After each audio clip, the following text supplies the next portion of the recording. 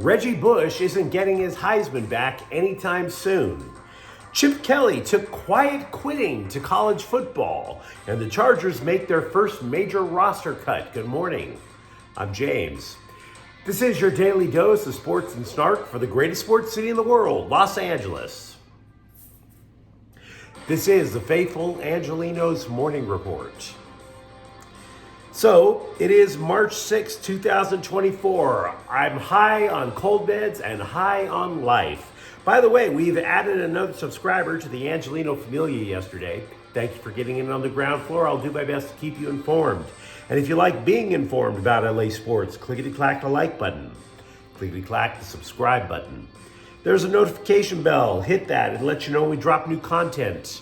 Sharing is caring. Let people know we exist, and by all means, comment. You know I love hearing from you guys, even if I don't make you happy. But before we go through the news and notes, we're going to take a look at the scoreboard. Trevor Moore scored the only goal for the Kings yesterday. Vancouver winds up edging LA in overtime 2-1. Meanwhile today, Sacramento is at the Clippers at 7:30. Anthony Davis is listed as probable for the game. He has been battling chronic heel soreness. They officially listed as the Achilles, by the way, which is a little bit worse than saying the heel, but we'll move on. The Clippers are also at Houston at 4:30. We are going to get right to the news. We have a ton of it to talk about. Reggie Bush is not getting his Heisman back. Definitely not in the near future. Moreover, the NCAA doesn't even want to hear from Reggie Bush on the possibility of getting his Heisman Trophy back. Now, the reason the NCAA gave is going to be a study in bureaucratic semantics. And if you're one of those people who have what we call a job in this economy, this is going to resonate a lot when you have to hear from middle management, okay? Where you just sit there and go, what the F? This is why they won't do it. Now, according to CBSSports.com, the NCAA will not hear from Reggie Bush, who won the Heisman back in 2005, because, quote, he was not an involved individual, unquote, in an improper benefits case. Now, you might be saying to yourself, wait a minute, they took his Heisman Trophy. Sounds like he must have been pretty involved to me, but not to the NCAA, right? What? Exactly. They wrote Bush a letter saying that the penalties were of an institutional nature. In other words, they just penalized USC. What? Then why doesn't he have his trophy? Right? That sounds, when you have something taken from you, that sounds like it's a penalty. Now, to an extent, you could twist the words semantically and say that it's true, that they only penalized USC. USC vacated wins, for example. USC was banned from playing in a bowl for a couple of years. USC lost 30 scholarships as a result of the case. Now, Bush gave up his Heisman after it was discovered that improper benefits were given to student athlete 1, which was always assumed to be Reggie Bush. In other words, Bush got these so-called improper benefits. They just didn't mention him. Student athlete 1 was mentioned more than 300 times in a 67-page report. So yeah, sounds like he was pretty involved to me. Prepare for the bureaucratic catch-22 argument, even more of it. The Heisman is not awarded by the NCAA, but the Heisman people who gave the award to Bush said they will not reconsider giving it back to Bush until the NCAA reconsiders talking to Reggie Bush.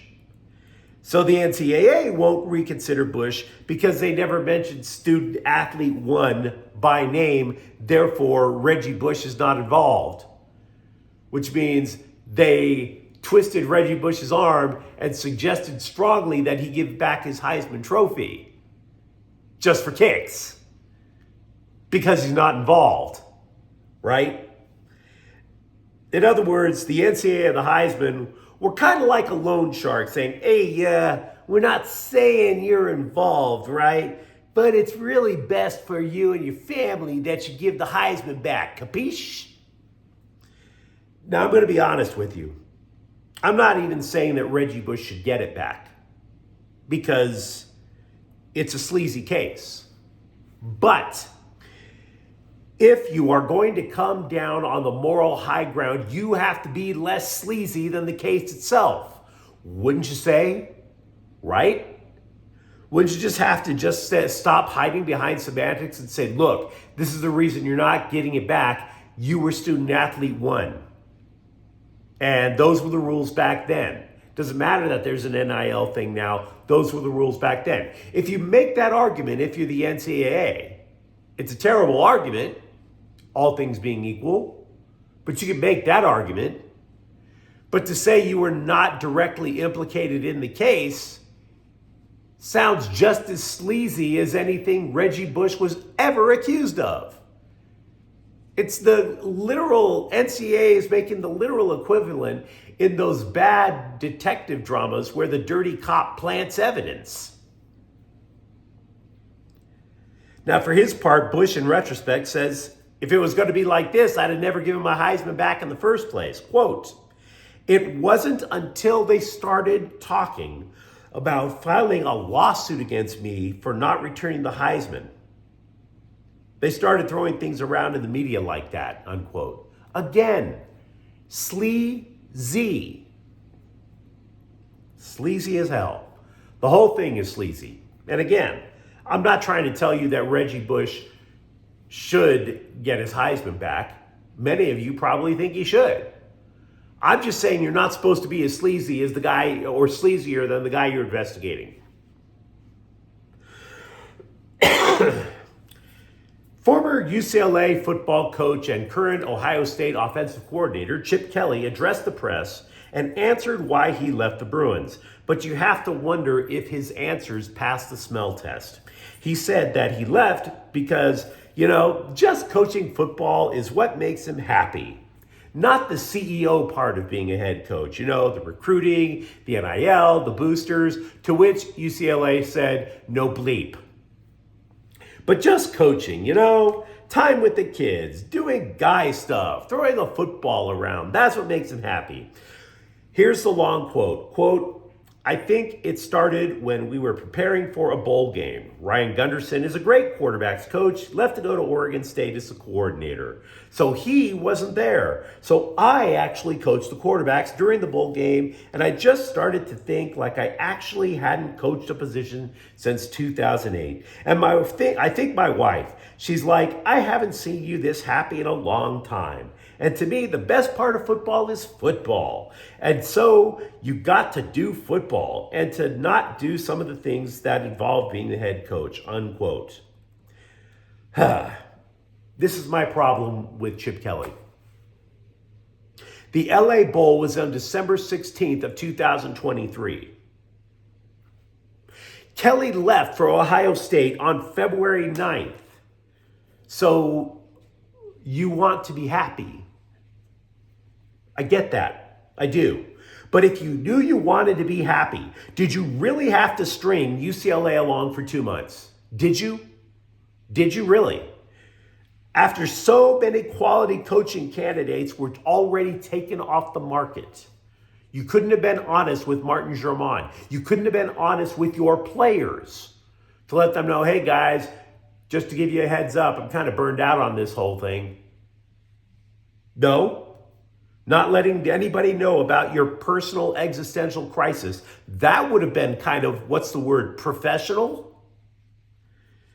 I mean, I hear Chip Kelly's answer, and does it smell like you stepped in it or something? Like you're looking at the bottom of your shoe? Because to me, that 2-month delay definitely sounded like he wanted to give UCLA the finger on his way out the door. Quiet quitting, as illustrated not by a millennial, not by a Gen Zer, quiet quitting by a 60-year-old man. Well done, Chip. Also over at Westwood, ESPN is fascinated by the quarterback situation over at UCLA, and if I were a Bruins fan, that would make me nervous as hell. If you recall, last year Kelly was chirping about how he had 3 starting quarterbacks. And I'm not trying to tell you that I'm right about everything, because I'm not. But I warned everybody back then that if you have 3 starting quarterbacks, you really have 0 starting quarterbacks.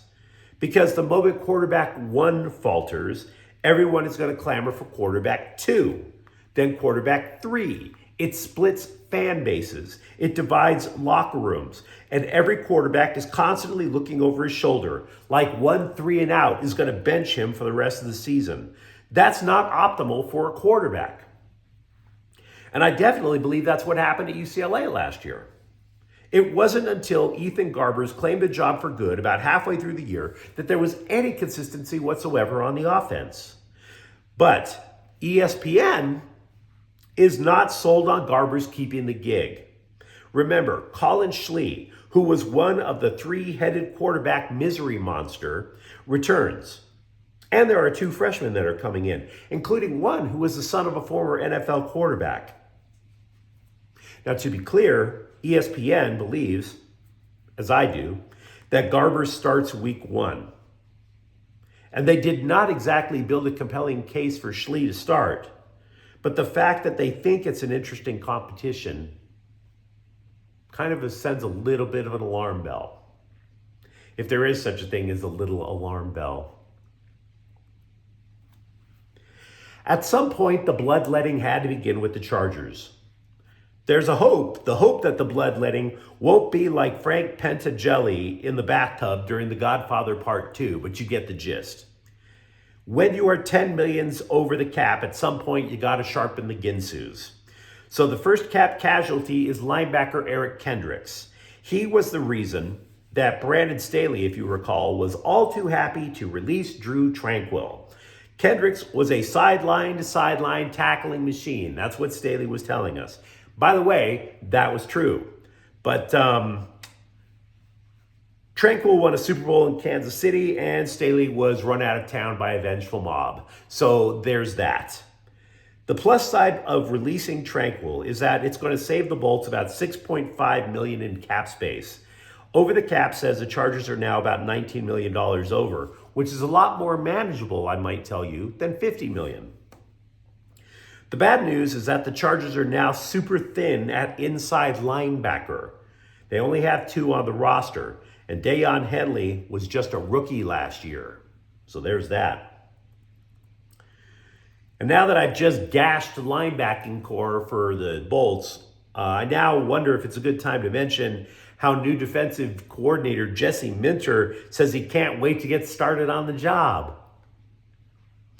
His goal is to unleash safety Derwin James. Long quote coming up. You've been warned. Quote, number 1, put him in positions to best utilize his skills, and he can do a lot of stuff, but I also think there's a fine line. Like, let's try to maximize Derwin and allow him to do the things that he's really, really good at as much as possible. Sometimes you get a guy like that and you can almost do too much with him and move him around too much. I want him to understand the concepts of the defense so that there are certainly times that we can maximize his skill set, unquote. To be honest, I like long quotes because it means you can tell what someone is actually thinking. But I'm a little leery of most of this quote. If you recall, Staley wanted to maximize James by making him what Jalen Ramsey was to the Rams, the so-called star position, a slot cornerback who could line up anywhere on the field. Pardon me, even defensive end. The problem for Staley was his concepts got too complex for the room. But at least Minter, in his quote, realizes also 2 things. 1, he wants to make sure James knows the defense first. Maybe Staley pushed too hard too fast. 2, Minter did not say this in the quote, he said this later. He recognizes James is terrific at covering tight ends. In other words, somebody named Kelsey. That might mean that his concepts be a little simpler than Brandon Staley. It only took a season with 14 losses so far to do it, but UCLA basketball coach Mick Cronin has finally accepted some of the responsibility for the Bruins' lousy season. It was only a matter of time before he reached this stage. We've already seen anger, denial, bargaining. The LA Times even ran a story on his dog, so I guess that's the depression stage, and now we have acceptance. So let's all be happy. There's always room for progress in your journey to mental wellness. He was asked about his ability to recruit and teach players, Cronin was. And that led up to a follow-up question. How much responsibility does he actually have for this season? To which he replied, 100%. I don't know what else Cronin is going to discover during this longer than expected offseason, but I bring it up because recently someone took me to task for calling out Cronin for throwing his players under the bus. He said I didn't, or he said that Cronin didn't. Now, the guy who took me to task is a good dude. I've known him for about 40 years. Friend of mine. He said I took Cronin's quotes out of context. He asked me to watch the entirety of the post-game presser on YouTube from Washington last week. And I did. But frankly, it didn't change my opinion at all. Last week in that presser, he spent about a quarter of the time said that he was doing all he can, that he couldn't play for his players. In other words, it was the second time this year that Cronin blamed the players. The second time this year, Cronin blamed the players. Recall, earlier this season, he questioned whether his players were smart enough to be coached. I don't know if somebody pulled him aside and said, dude, I realize you don't like them now, but you were the one who brought them in. On some level, this is Cronin's fault too. On some level, it is Cronin's fault too. And you have to take responsibility for that. I mean, for Pete's sakes, the puff piece on the dog, man. And besides that, if you don't think he was mad at his players, he was heard yelling at them from inside the locker room up in Washington. Now, I'm not saying you can't call out your players in the locker room. I'm saying when you meet the press, you have to take a couple of moments and put that responsibility on yourself, especially because these players are 18, guys. Yeah, they're technically men. But if you're asking for them to have a reason to abandon you and make UCLA a toxic place to play ball, that's a good way to do it. The Athletic is reporting that Gabriel Vincent will return to the Lakers before the end of March. Now, Vincent had surgery to his left knee. When he returns, he'll battle Spencer Dinwiddie for backup point guard minutes. If you recall the start of the season, the idea was Vincent would give the Lakers a push at point guard and possibly give them a reason to trade D'Angelo Russell for a so-called third superstar. That's not going to happen now, obviously. So as a result, Darvin Ham says that the team needs Russell to blow up so that the team can have, quote, ultimate success, unquote. Here's what Ham said, quote, he has those D-Lo moments, man, where he can throw it up any kind of way and it's going to find its way through the hoop.